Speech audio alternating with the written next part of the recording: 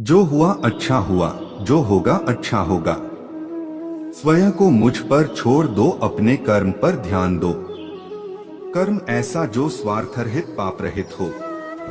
कृष्ण ने दुष्टों को भी अपनी गलती सुधारने का मौका दिया, क्योंकि वो किसी मनुष्य को नहीं, उसके अंदर के बुराई को मारना चाहते थे। संदेह की स्याही से संबंध के पृष्ठ पर कभी शुभ अंकित नहीं होता, इसलिए अपने मन के विचार और संबंधों का आधार दोनों ही शुभ रखें। मोहग्रस्त होकर अपने कर्तव्य पथ से हट जाना मूर्खता है, क्योंकि इससे ना तो तुम्हें स्वर्ग की प्राप्ति होगी और ना ही तुम्हारी कीर्ति बढ़ेगी। इस भौतिक संसार का यह नियम है, जो वस्तु उत्पन्न होती है, कुछ काल तक रहती है, अंत में लुप्त हो जाती है, चाहे वे शरीर हो या फल हो। यदि कोई व्यक्ति प्रेम से, भक्ति से पुष्प, फल, जल भी मुझ पर चढ़ा दे तो उसी भाव से उसे स्वीकार करता हूँ, वह मेरा प्रिय भक्त होता है।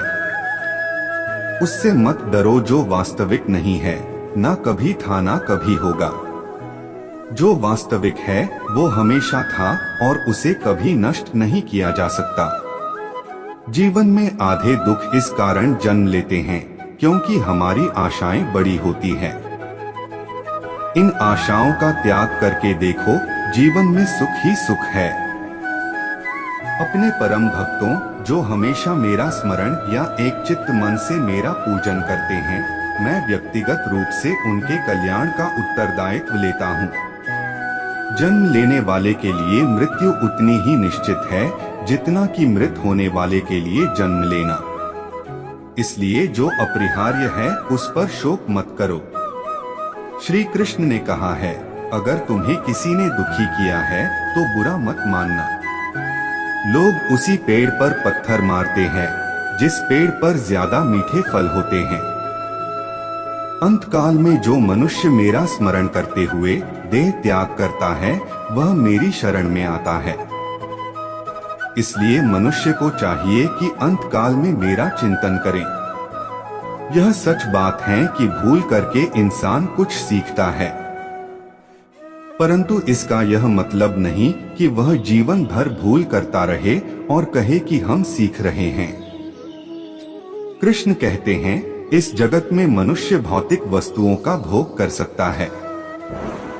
अगर वे चाहे तो सब कुछ छीन सकते हैं।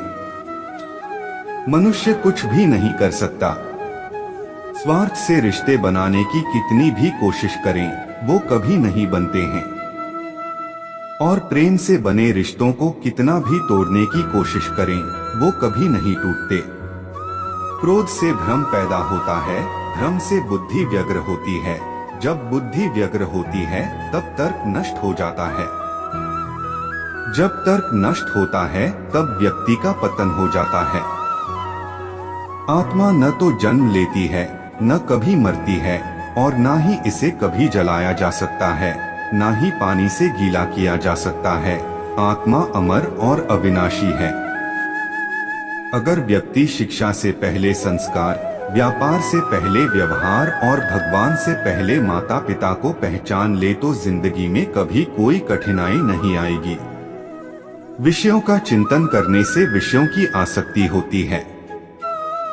आसक्ति से इच्छा उत्पन्न होती है और इच्छा से क्रोध होता है। क्रोध से सम्मोहन और अविवेक उत्पन्न होता है।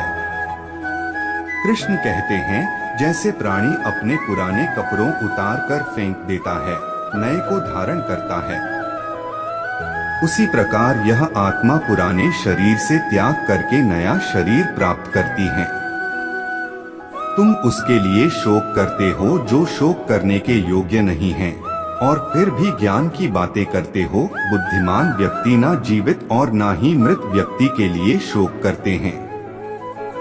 मन की गतिविधियों, होश, श्वास और भावनाओं के माध्यम से भगवान की शक्ति सदा तुम्हारे साथ है और लगातार तुम्हें बस एक साधन की तरह प्रयोग कर सभी कार्य कर रही है। हर किसी के अंदर अपनी ताकत और अपनी कमजोरी होती है।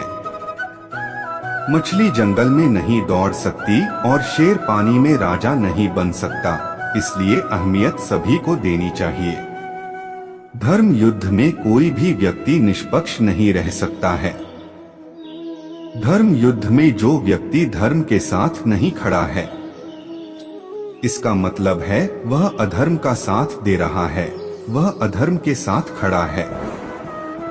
अगर कोई मनुष्य हमारे साथ बुरा कर रहा है तो उसे करने दो, यह उसका कर्म है और समय उसके कर्म का फल उसे जरूर देगा।